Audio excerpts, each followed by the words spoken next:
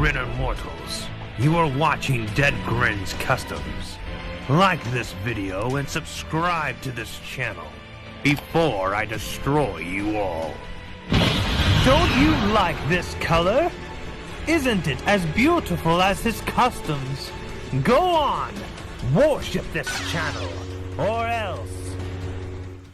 Hey Deadgrinners, this is Deadgrin and welcome to another episode of Deadgrinners Customs. Today's episode we're going to be focusing on this, I'm going to say for now, Ultra Instinct Omen Goku. So obviously, most of the parts for this was obviously Ultra Instinct Goku, which were the pants and the head. The torso that I used for this was the Super Saiyan Gohan. Now I used the arms for something else.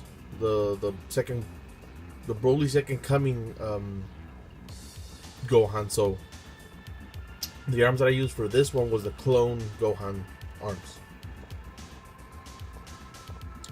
So what I ended up doing is that I ended up sculpting the chest and obviously painting it blue. And one thing I tried to do to be able to make everything look like it was all from the same parts were to try to find a skin tone that blended all the skin tones together, like, because the arms, the hands, the chest, and the face all have different tones. So I try to blend it in. So I'm gonna show you guys some of the stuff that I did to the chest. Unfortunately, I didn't record the first part.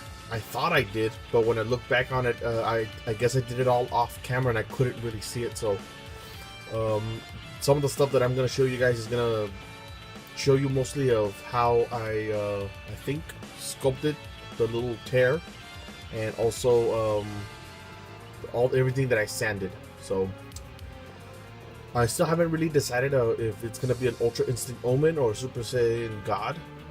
Let me know what you guys think on the comment section down below, what I should make, and then I'll make the necessary changes. I personally want to do an Ultra Instinct Omen, but I did see somebody, I think Adam's Customs, I think he bought a Super Saiyan God Goku and somebody used that head. They just recolored it into Super Saiyan God colors and it looked bomb. So alright guys, let me show you the process.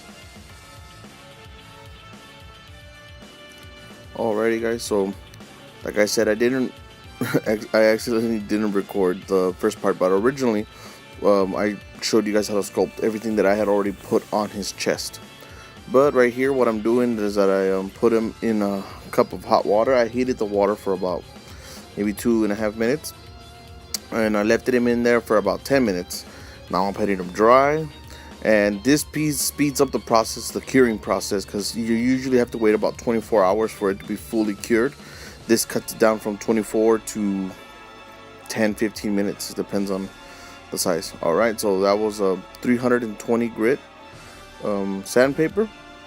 After let it dry for another 5 or 10 minutes, you just gotta try to smooth it out. If your fingers didn't already smooth it out, or you want to take out some of those fingerprints that you left on the epoxy, you gotta sand it down. And this is like a quick one, guys.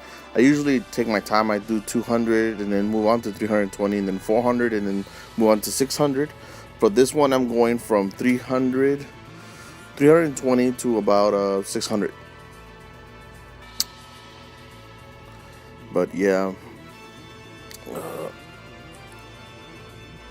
I also try to pat, after I finish sanding it, I put a little bit of water on it just to get all the dust out the way.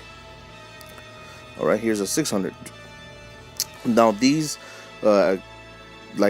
sandpapers I actually bought at a Hobby Lobby. You go in there and there's in the little area where you can buy all the paints, by the model kits and all that stuff. There should be some sandpapers, Tamiya sandpapers, and a couple other things. Different grits, like from I think 300, 200, I think 320 all the way up to like a 12,000 grit. So quite a variety, man. Unless you guys want some small, just regular grit, you guys can probably find that at the, like a not a Hobby Lobby, a Lowe's or a Home Depot. But yeah, guys, you just gotta get it down as smooth as you guys can, like this. You see, where it's basically almost like it's part of the shirt instead of being a whole separate part. Now here I got some Abe's epoxy. I already pre-mixed them, and what I'm trying to do here is actually the tear that he has. Like, he has a small tear when he's in Ultra Instinct Omen, when he's fighting Jiren in the Tournament of Power. So, you know, you just get a little bit and try to shape it to however you think it's gonna work. And this wasn't probably my best. I've sculpted tears a lot better than this one, like on the Super Android 13 that I sent Hot Cheeto Fingers, and my Alice Johnson that I did for like a Marvel Legends one. But you know, you just try to like find shapes and familiar stuff that you already kind of know. And I try to make like a little circle. This little tool, guys, I've had this actually for like a while, basically almost the whole time that I've been a customizer. I just don't ever really show it on my videos. Quick shout out to Kennyboy's Toys. He calls this the Rubber Ding Ding, I think, or something like that. Hashtag Rubber Ding Ding. That guy's pretty funny. But that's actually the same tool that I use to shape the mouth for Super Janemba, to make him look like he's grinning on Piccolo's face, because Piccolo had a really serious expression, and it didn't really quite fit with the way Janemba usually is, like in the movie.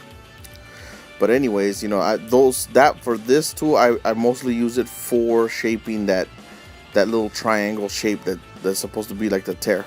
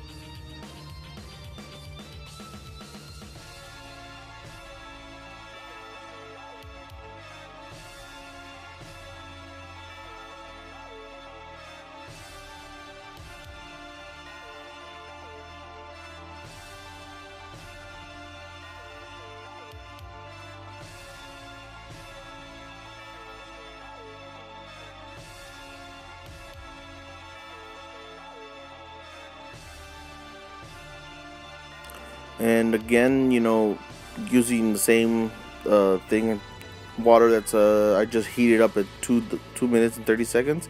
Put it in there, and you know, wait the 10 minutes until it hardens. Alright guys, so I'm using a Badger paints. These are the paints that I've been using for like basically since the Gohan Second Coming, the Gohan Broly Second Coming custom, and the Janemba. Now I'm using it on this one. Like I said, the paint itself is really thin. It's really supposed to be used for airbrush. I don't own an airbrush at the moment. I don't own a couple of things, you know, that I wish I kind of did. But I find that it's pretty easy to work with. Once you get the hang of it, of course, I would really test it out on something else before you started trying to do some real customs with it, because it can get kind of maybe a little too watery, and it could kind of like gum up on certain parts, which is very important to not touch it and try to keep a very consistent like brush, because if you constantly brushing to the left and then all of a sudden you start brushing up and down, that I think it kind of shows, especially in the light, the paint doesn't look as smooth. You know, it looks really you can see all the detailed lines of the actual brush. So I would highly suggest you get an airbrush for this. But I mean, if you guys really like the way I like these colors because they feel more vibrant, and they're a little bit tougher than the regular acrylic paints that I have. So, but yeah, you know, trying to get it all the same size. Like usually I put primer, but I decided just to skip it on this one because this is just like a quick custom for me. There's nothing super important. there's a couple of customs that I really want to do, but I'm, you know, kind of like trying to get back into the swing of things, trying to get motivated, because you do so many customs and you're trying to do so much for the channel that, you know, you kind of lose sight of what inspires you and what's your general interest. But yeah, like I said, guys, just keep all your brush strokes consistent. I wouldn't suggest you do this for the first time with these paints. This is like the 5th figure, I think, or 6th figure that I've tried this on, because I had some fodder ones that I was testing it on just to see how it would do with paint rub and how long it dries and how to keep a consistent thing to make it look all on the same. Like, this is the first coat, so like I said, I still have like maybe a coat or two left just to be able to make it look all consistent and all the same shade of blue. Alright guys, so that was it.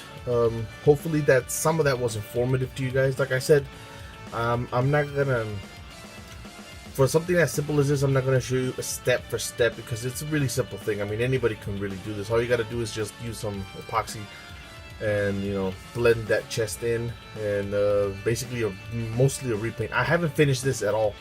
Like I said, I still need to probably do a couple of more coats of blue just to make it look all solid. I have to, I'm not sure if I'm going to take off that blue part or just repaint it orange. I know the belt I have to do blue, and probably make the orange just a different shade, just for so it all could like look the same. Now at the end product, it's not going to be this shiny. It's just like the Janemba that I made. Once I add the matte clear coating, it's all gonna it's gonna mute down the colors, and it's gonna be more flat, more like the way actual figures usually are, especially the Dragon Stars. So yeah guys, that's gonna be it for me. Hope you guys enjoyed this video, and catch you guys on the next one. Peace. Well, that's the end of that video, guys. Remember to visit Frankenculture at frankenculture.com, where you can follow my blog and YouTube posts. You can also follow them on Instagram, Twitter, and Facebook. And you can also follow me, Deadgrinners Customs, on those same social media platforms. Remember to hit the like button and subscribe if you haven't already. Share this video, and let me know what you guys think in the comment section down below. I always love to hear what you guys have to say. Remember, if you're watching this in the morning, good morning. And for everybody else, good afternoon, good evening, and good night.